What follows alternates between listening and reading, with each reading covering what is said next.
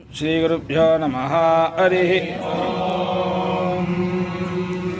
देवा वै यज्ञे कुर्वत तदसुरा कुर्वत ते देवा एता अक्ष्णया स्तोमीया अपश्यन्ता अन्यथा नोच्चान्यथो वा तदसुराणान् प्रवायं ततो देवा भवन्परासुरा यदक्ष्णया स्तोमीया अन्यथा नोच्चान्यथो पतथा जिभ्रातुर्व्याभिभूत्यै भवत्यात्मना परास्य भ्रातुर्यो भवत्याशु श्रीवृद्धि पुरस्तादुपदधाति यज्ञमुखं वै त्रिवृद्यज्ञमुखमेव